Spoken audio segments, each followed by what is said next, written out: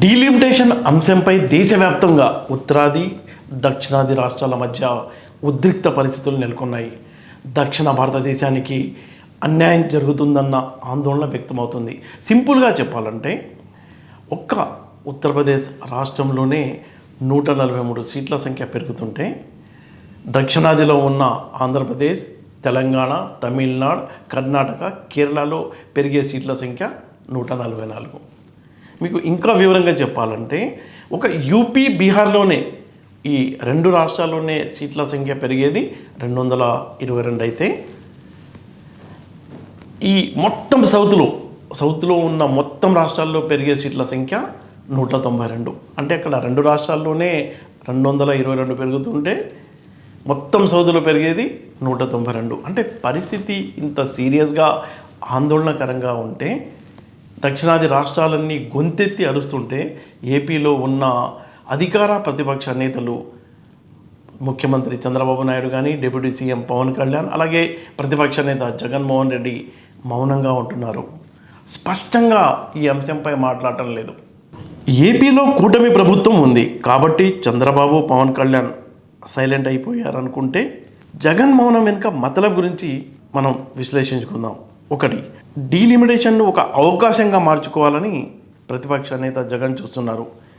బీజేపీకి నైతిక బలాన్ని ఇవ్వడం ద్వారా రాష్ట్ర రాజకీయాల్లో తన ఉనికిని కాపాడుకోవడమే కాకుండా పెరుగుతున్న స్థానాలతో తన పార్టీ క్యాడర్లో కొత్త ఉత్సాహాన్ని నింపాలని ఆయన ఎత్తుగడ వేస్తున్నారు. అందుకే అన్కండిషనల్ సపోర్ట్ ఇస్తున్నారు.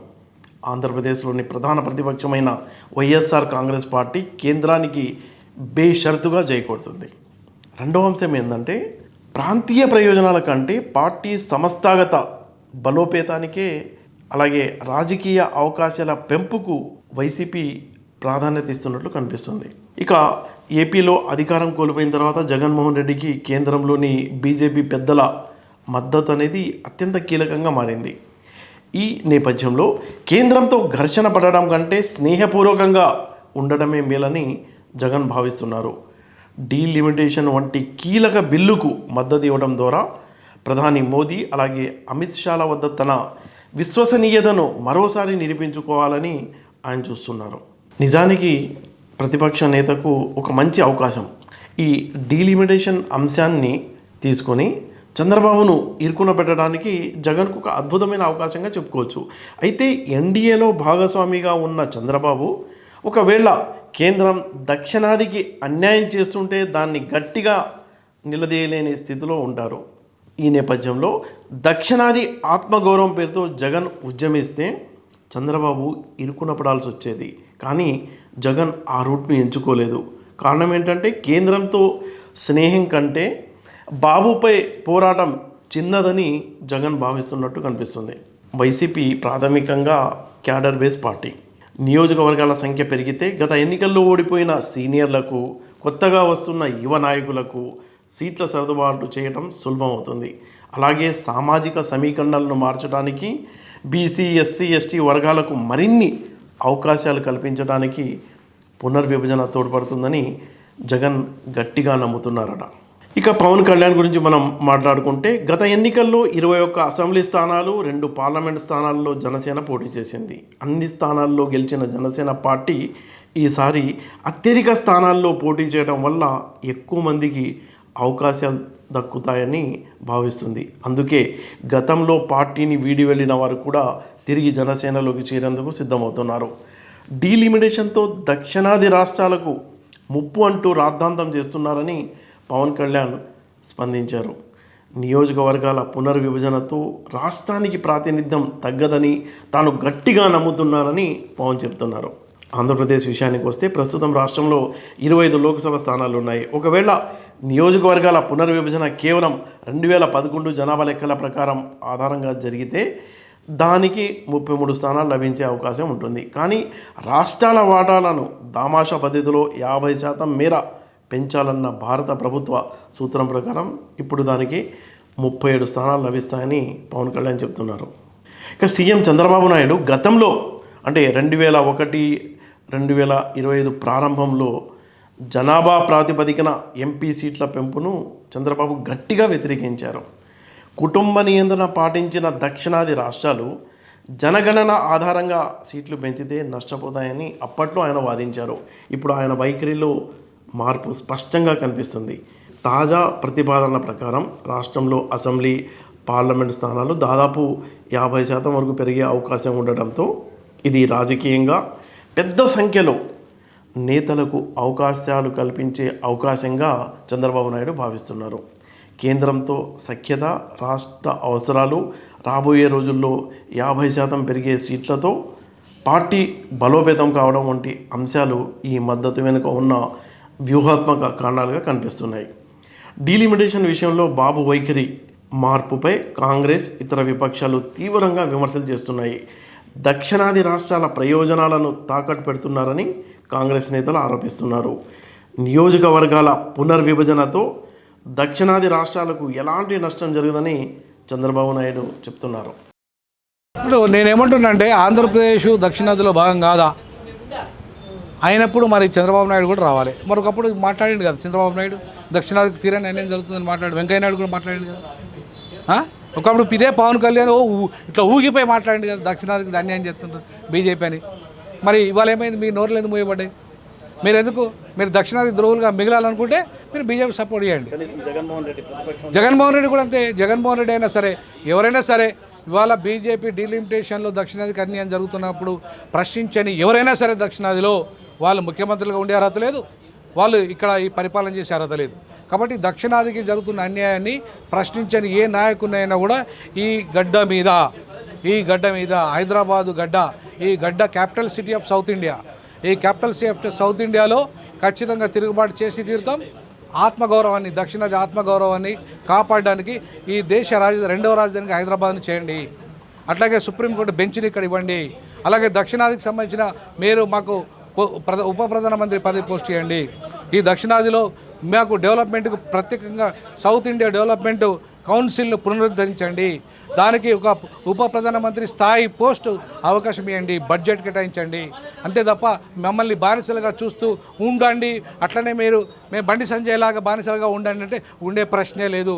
కిషన్ రెడ్డి లాగా ఉండాలంటే ఉండే ప్రశ్నే లేదని చెప్పేసి సందర్భంలో పవన్ కళ్యాణ్, చంద్రబాబు నాయుడు, అలాగే జగన్, వీటిని జనరల్గా మామూలుగా చెప్తుంది ఏంటంటే ఇది బీజేపీ అనేది. బాబు, జగన్, పవన్, బీజేపీ అంటే బీజేపీను వాళ్ళు వేరు కాదు అని గతం నుండి చాలా పెద్ద ఎత్తున వాళ్ళ మీద ప్రచారం ఉంది. ఆచరణలో అదే రుజువు అవుతున్నటువంటి పరిస్థితి ఉంది. వాళ్ళది పూర్తి బాధ్యతారాహిత్యము. ప్రజాస్వామ్యానికి వ్యతిరేకంగా వాళ్ళు ఉన్నారు, ప్రజా అభిప్రాయానికి వాళ్ళు వ్యతిరేకంగా ఉన్నారు. ప్రజలు వాళ్ళకు కంపల్సరీ బుద్ధి చెప్తారు రాబోయే ఎన్నికల్లో. ఇవాళ ఆంధ్రప్రదేశ్లో వాళ్ళు రాజకీయంగా ఆలోచించడం లేదు. ఇవాళ చంద్రబాబు కానీ, పవన్ కళ్యాణ్ కానీ, జగన్మోహన్ రెడ్డి వాళ్ళందరూ కూడా వాళ్ళ పదవి వ్యామం, వాళ్ళ స్వార్థం, పదవిని కాపాడుకోవడం, వాళ్ళ వీర విధేయులుగా ఇవాళ ప్రధానమంత్రి నరేంద్ర మోడీ గారికి ఈ 3 పార్టీలు పోటీపడి వీర విధేయులుగా ఉంటున్నారు. అందువల్ల ఇవాళ స్పష్టంగా బయటికి రావాలి. వాళ్ళు ఈ పేరుతో దక్షిణాది వైపు ఉంటారా, నరేంద్ర మోడీ వైపు ఉంటారా తెలుసుకోవాల్సిన సమయం ఆసన్నమైంది. ఇది చాలా బాధాకరమైనటువంటి అంశం. రాష్ట్రానికి నష్టం జరుగుతుంది, ఆంధ్రప్రదేశ్ కూడా నష్టం జరుగుతుంది. అది దక్షిణాది రాష్ట్రాలకే కాకుండా స్వయంగా ఆంధ్రప్రదేశ్ రాష్ట్రానికి కూడా నష్టం జరిగేదే కాకుండా అప్రజాస్వామిక పద్ధతుల్లో జరుగుతున్నప్పుడు వాటిని వ్యతిరేకించాల్సినది పోయి దాన్ని సమర్థించాలని చెప్పి అన్ని పార్టీలకు లేఖ రాశాడు ఆయన. మిగతా పార్టీలను కూడా ఈ రిజర్వేషన్స్కి మద్దతు ఇవ్వండి, మహిళా రిజర్వేషన్కు మద్దతు ఇస్తే అభ్యంతరం లేదు. డీలిమిటేషన్ విషయంలో దేనికి మద్దతు ఇవ్వాలా, ఏ ప్రాతిపాదికన మద్దతు ఇవ్వాలా, కనీసం ఇంత సీనియర్ నాయకుడికి కనీసం ఇంగిత జ్ఞానం ఉండాలి కదా. ఏ ప్రతిపాదిక లేకుండా పెట్టేటప్పుడు చూసినప్పుడు బీజేపీకి ఏజెంట్గా, దళారిగా మారాడనేది కనబడుతుంది తప్ప అది చంద్రబాబు నాయుడు కానీ, పవన్ కళ్యాణ్ కానీ, జగన్ కూడా దీన్ని వ్యతిరేకించలేదు కాబట్టి ఆయన పరిస్థితి కూడా అదే కనబడుతుంది. కాబట్టి ఇప్పటికైనా సరే వాళ్ళు ఆలోచించాలా. వీటన్నిటినీ బీజేపీ చేసే ఈ విషయమే కాదు, అన్ని విషయాల్లో బీజేపీ అప్రజాస్వామికం ఉంది.